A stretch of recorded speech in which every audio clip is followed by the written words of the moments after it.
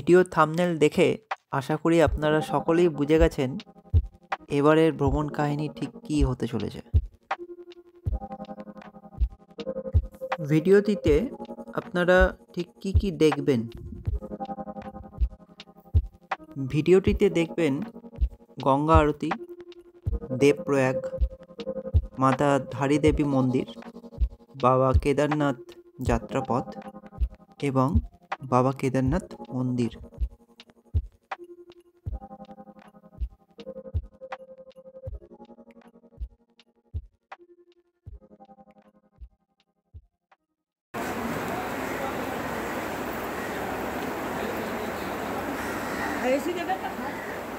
নমস্কার বন্ধুরা, আমি সুরজিৎ আপনাদের সামনে নিয়ে এলাম আমাদের কেদারনাথ তীর্থস্থানের একটি ছোট্ট ভ্রমণ কাহিনী।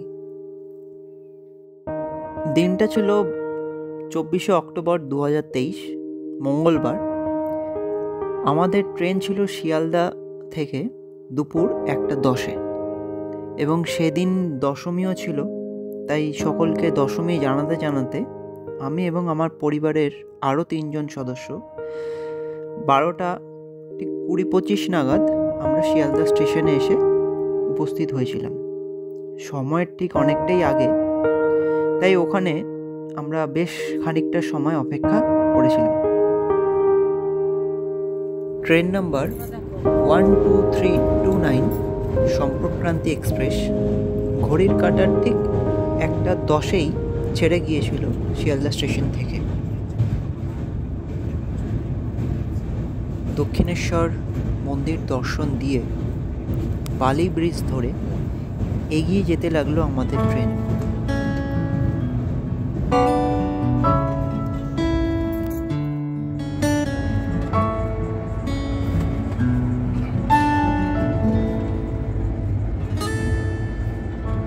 আমাদের জার্নির প্রথম দিনটি আমরা ট্রেনেই কাটাই।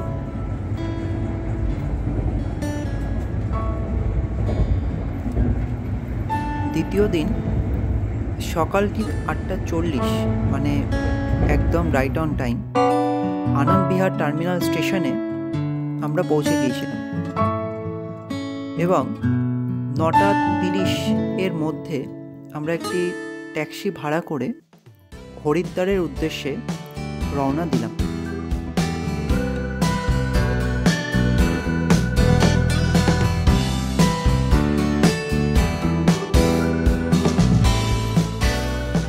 এখানে একটা ছোট গল্প আছে। আসলে প্রথমে আমাদের ট্রেন ছিল হজরত নিজামুদ্দিন থেকে 18477 উৎকল এক্সপ্রেসে দুপুর 1:20, কিন্তু হরিদ্বারে আরও আগে পৌঁছাবো বলে টিকিট আগেই ক্যান্সেল করে দিয়েছিলাম। ভেবেছিলাম বাস কিংবা ট্যাক্সি করে চলে যাব, তাই যেমন ভাবনা তেমন করা।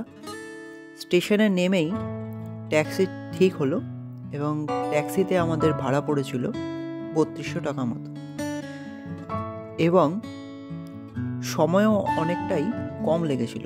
রাস্তা খুবই ভালো ছিল। ট্যাক্সি করে আমাদের হরিদ্বার পৌঁছাতে সময় লেগেছিল প্রায় 4 ঘন্টা মতো। আমাদের আগে থেকে বুক করা হোটেলে আমরা পৌঁছাই এবং সেখানে ফ্রেশ হয়ে প্রায় 2:45 নাগাদ আমরা হরিদ্বারে বিখ্যাত মাসির হোটেলে দুপুরের লাঞ্চটি করেছিলাম। আফটার লাঞ্চ আমরা মার্কেট ঘুরতে ঘুরতে বিষ্ণুঘাটের কাছে এসে পৌঁছেছিলাম এবং গঙ্গার নিরিবিলি প্রকৃতিতে আমরা কিছুটা সময় কাটিয়েছিলাম। তৃতীয় দিন যথারীতি আমরা সকাল সকাল বেরিয়ে রোপের টিকিট কেটে মনসা দেবী এবং চণ্ডী দেবী মন্দির দর্শন করেছিলাম। আপনাদের উদ্দেশ্যে বলে রাখি, আপনারা চাইলে 2টি মন্দিরের রোপের টিকিট একসাথেও কাটতে পারেন, আবার আলাদা আলাদাও কাটতে পারেন। সেক্ষেত্রে আমরা 2টো টিকিট একসাথেই কেটেছিলাম।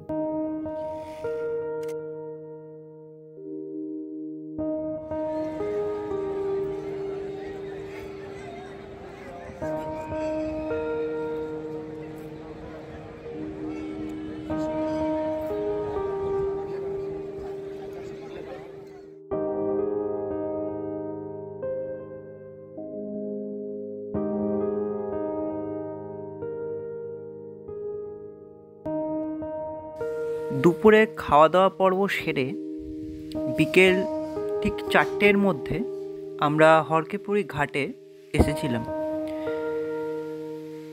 তবে সেই দিন আমাদের কপাল খুব একটা ভালো ছিল না। গঙ্গা পরিষ্কারের কাজ চলছিল সেই দিন, তাই জলবিহীন গঙ্গা আরতি আমাদের দেখতে হয়েছিল।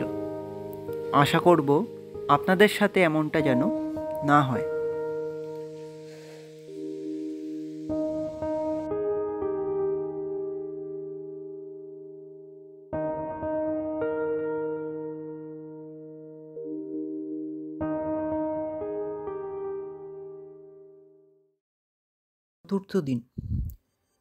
চতুর্থ দিনে আমরা অনেক সকালই রেডি হয়ে গেছিলাম এবং সকাল 7টার মধ্যে গাড়ি আমাদের ছেড়ে দিয়েছিল, যা আমরা আগে থেকেই বুক করে রেখেছিলাম। প্রশ্ন, গাড়ি আমাদের কোথায় কোথায় নিয়ে যাবে? গাড়ি আমাদের দেবপ্রয়াগ মা ধারী দেবী মন্দির এবং সোনপ্রয়াগ পর্যন্ত নিয়ে যাবে। এখানে সোনপ্রয়াগে আমরা 1 নাইট স্টে করেছিলাম এবং পরের দিন আমরা পায়ে হেঁটে কেদারনাথ মন্দির আমরা গিয়েছিলাম এবং যথারীতি মন্দির দর্শন করে তারপরের দিন আমরা ফিরে এসেছিলাম সোনপ্রয়াগে এবং সেই আগের গাড়িটি আমাদের সোনপ্রয়াগ থেকে ত্রিযোগী নারায়ণ নিয়ে গিয়েছিল এবং ত্রিযোগী নারায়ণে আমরা 1 নাইট স্টে করেছিলাম।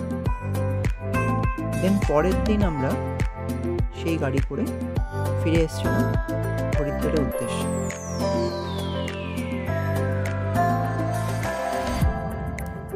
এখন যে ভিউটি আপনারা দেখতে পাচ্ছেন সেটি হলো দেবপ্রয়াগের ভিউ। এখানেই অলকানন্দা নদী ও ভাগীরথী নদী একত্রিত হয়ে গঙ্গা নদীর নাম নিয়ে বয়ে চলেছে। আমার জীবনকালে এটি আমার প্রথম দর্শন।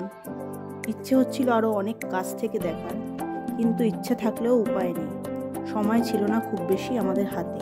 তাই এখান থেকেই আমরা দেবপ্রয়াগের সুন্দর মুহূর্তগুলো ক্যামেরা বন্দি করে নিলাম এবং রওনা দিলাম পরবর্তী গন্তব্যের দিকে, যেটি ছিল মাতা ধারী দেবী মন্দির।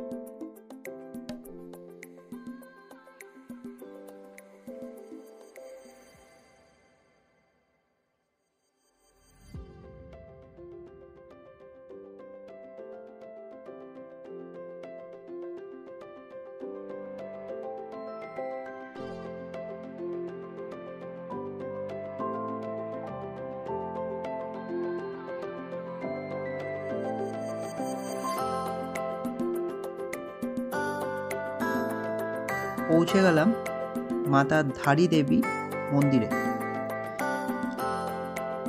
আপনারা সবাই দেখতেই পেলেন কিছুটা পথ আমাদের নিচে নেমে আসতে হলো এবং আরও বেশ কয়েকটা পথ আমাদের নিচে নেমে যেতে হবে মন্দির দর্শন করতে হবে। আসলে মন্দিরটি অলকানন্দা নদীর ঠিক মাঝেই অবস্থিত, যা প্রাকৃতিক সৌন্দর্য অনেকটাই সুন্দর। মন্দিরটি আমরা বাইরে থেকেই দর্শন করলাম এবং সেখান থেকে আমরা সোনপ্রয়াগের উদ্দেশ্যে রওনা দিয়েছিলাম।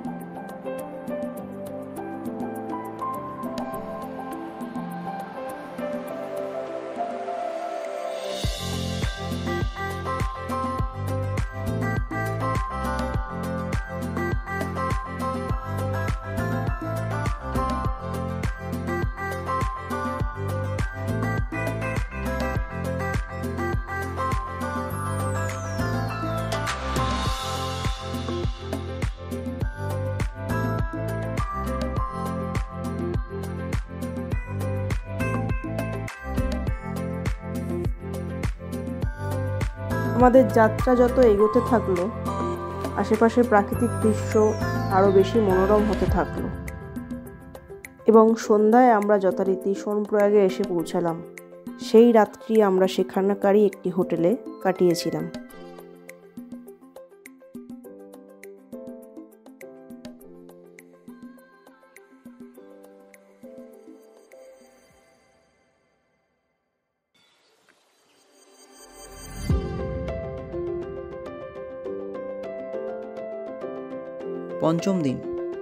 পঞ্চম দিন আমরা সোনপ্রয়াগের হোটেল থেকে অনেকটাই ভোরে রওনা দিয়েছিলাম এবং আগে থেকে করে রাখা ই পাসটি সেখানকার স্ক্যানার ডিভাইসে স্ক্যান করে আমরা গৌরীকুণ্ডের উদ্দেশ্যে যাত্রা করেছিলাম।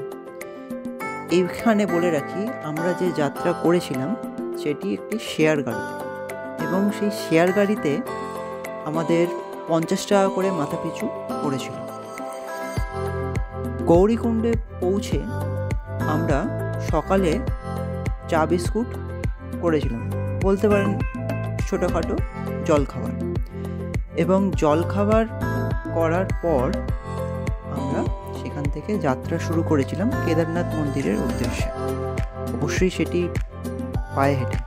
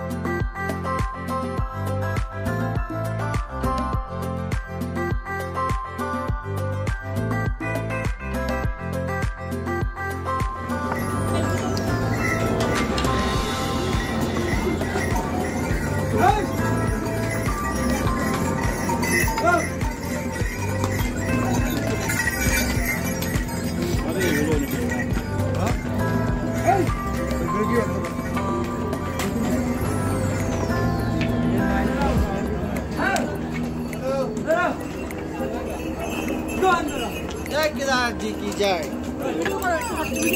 जय केदार जी की जय।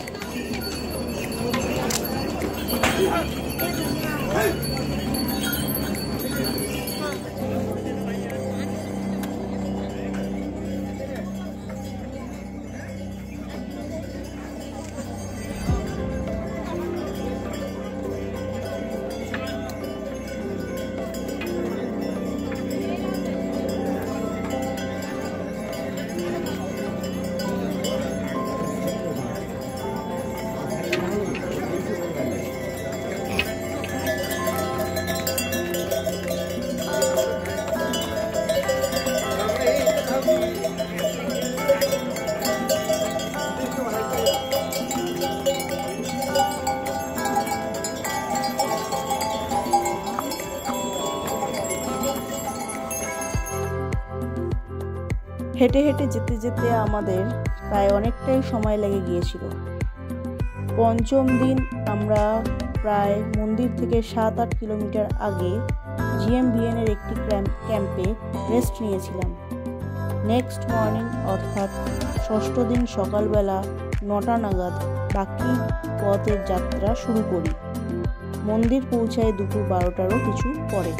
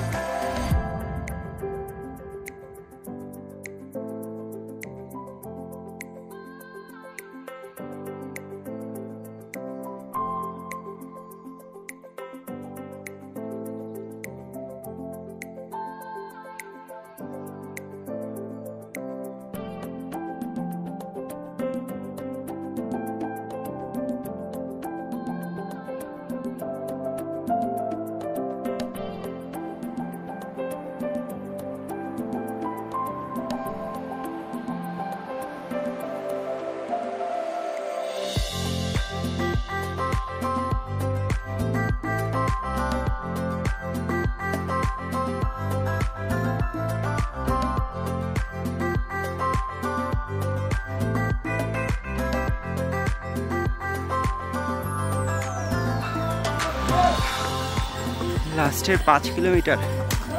আরে বাবা, তাও একটুখানি ভালো রাস্তা ছিল, হেঁটে হেঁটে আসছি। সামনে পিট্টুতে আমাদের জিনিসপত্রগুলো রয়েছে, পেছনে 3 জন, মমিতা আর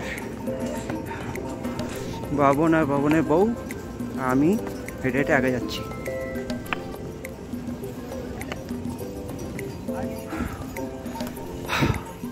ওই উপরে পাহাড় দেখা যাচ্ছে, ওই যে এই উপরে আমাদের এখানে চড়তে হবে।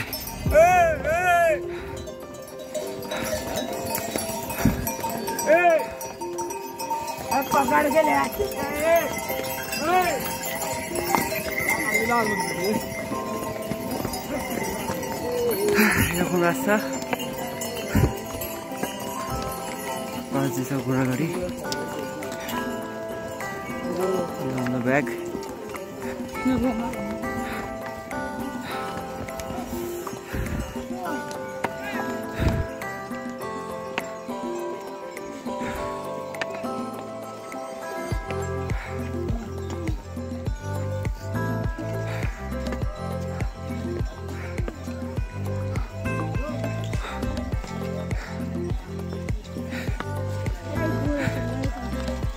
নিচু রাস্তা, ঘর ঘর করে ঘুরে যাচ্ছি, ঘর ঘর করে ঘুরো।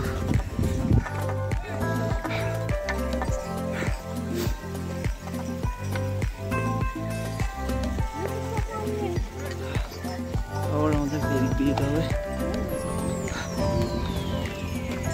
ওরা অনেক পেছনে, অনেক এসছি ব্যাগগুলোর জন্য।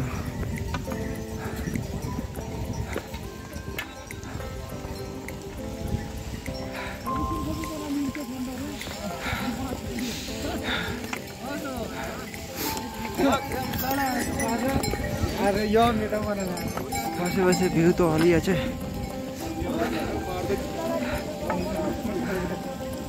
কিন্তু শরীরের অবস্থা ভালো নেই।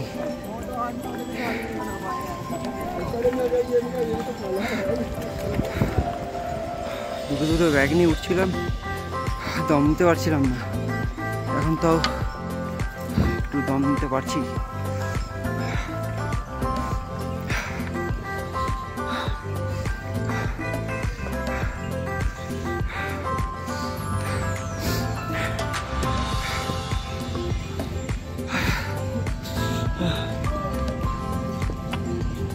দেখা যাচ্ছে না আমাদের কোথায়, কোন পেছনে দেখিয়ে নেই। চিন্তা করার কিছু নেই, সব চলে আসবে।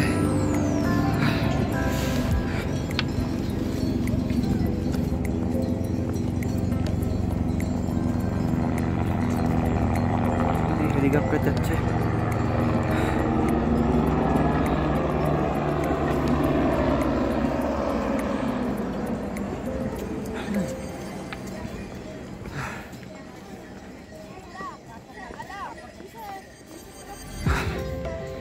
এই হলো ভিউ। জায়গায় জায়গায় শেল্টার আছে, 100 মিটার কোথাও 200 মিটার পর পর বৃষ্টি বৃষ্টি হলে একটু সেট নেওয়া যায়।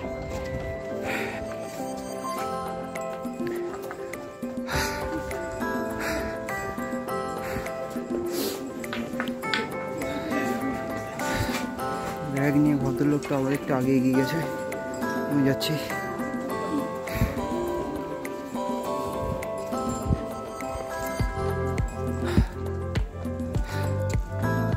যাচ্ছে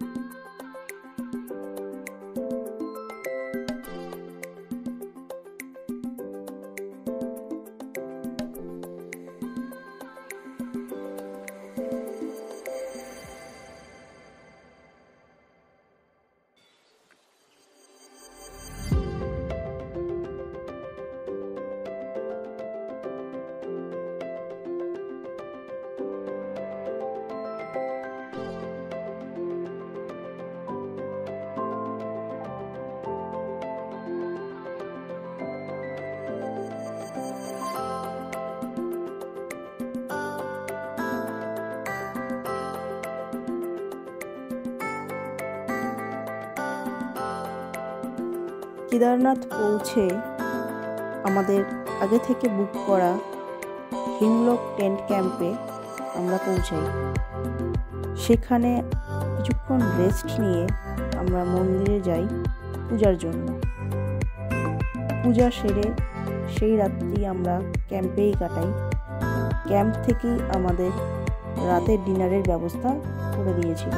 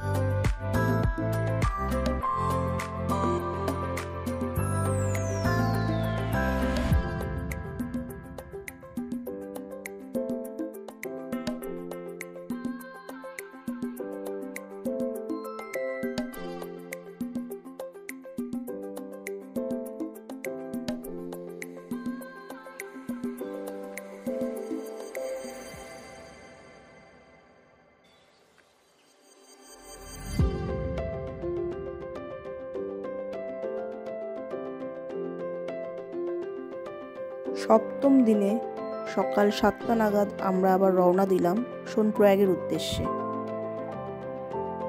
এবং বিকেলের মধ্যে আমরা সোনপ্রয়াগে ফিরে আসি।